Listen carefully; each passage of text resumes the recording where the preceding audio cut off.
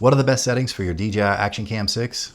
We're going to talk about it. So I don't think there's one single answer, but here's what I like. The first one is shooting it in 24p, 30p, your choice, or 25 if you're in the UK.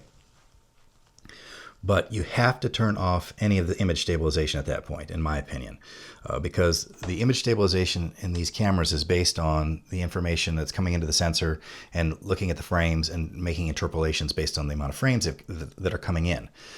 There aren't enough frames at 24p for it to figure out the image stabilization, so sometimes you get this weird artifacting and warping that's happening in the backgrounds or maybe even on the subject that you just don't want. Some people don't seem to care about it. I think it's aesthetically very unpleasing. So what you need to do is, if you want to run at 24p and be a cinematic guy, you got to put it on a tripod. You're thinking, well, I'm on a snowboard. I don't want to do that. Well, if you're on a snowboard, you're not shooting 24p. But if you're shooting 24p, you put it on a tripod. If you're using it for vlogging, if you're using it for work, if you're using it for anything where you're just trying to get nice shots. I'm looking at this like a mini cinema camera. I don't really treat it like an action camera. I'm not going down the side of a mountain. I am doing work with clients. I am doing vlogs like this. So I'm not as concerned about that putting it on a tripod. The other option is, some guys have been playing around with using the DJI phone gimbals, and I guess the newest one can work well with these. I haven't experimented with it. You can search on YouTube and see some guys have worked it out. That's another great solution, because now the image is mechanically stabilized through the gimbal, and you're just getting the beautiful images that come out of this camera. The third option is to accept that there's going to be some camera shake.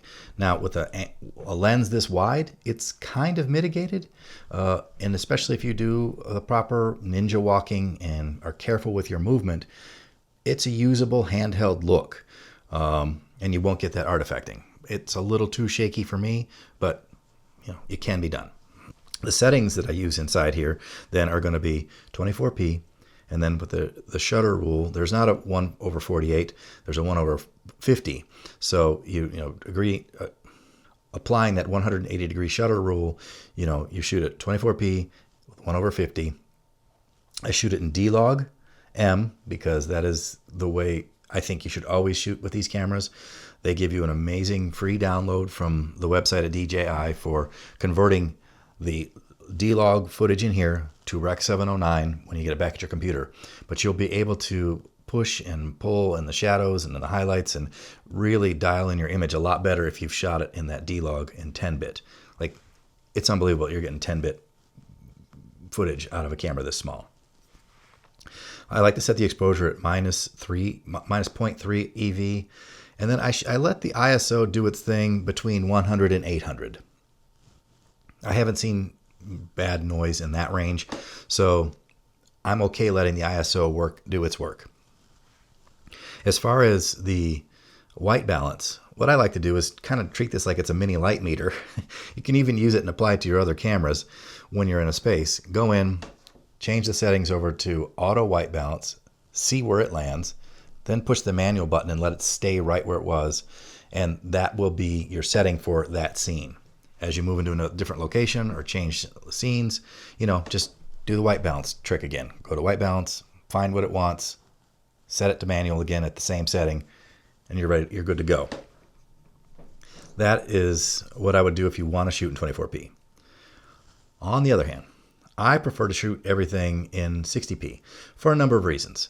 One, that allows me now to turn on that stabilization. So now I'm going to use horizon balancing, which, note, the horizon balancing doesn't seem to turn on when the macro lens is attached. I didn't realize that. I filmed this video once before, and then I was trying to find the horizon balance. I'm like, where's the horizon balance? Because I have two. This one is my go anywhere, do anything, go in water, and this is my more cinema one. When you don't have the macro lens attached, the horizon balancing comes up just fine. So I like the horizon balancing, even though it crops in a little bit. It gives me a nice, steady horizon. I can then control what the camera looks at, but it's always level. And I really prefer that in the shoots I'm doing. So then I have a horizon balance on, and then it's a lot of the same settings except for the shutter speed. So then it's 4K 60, but then I go to the settings and go 1/120th for the shutter speed, and that's going to get you that 180 degree rule again. Some guys are like 24p only. You're getting the motion blur. It's a good look, and now I have double the frame rate. Why I like that is I'm using this as a B cam.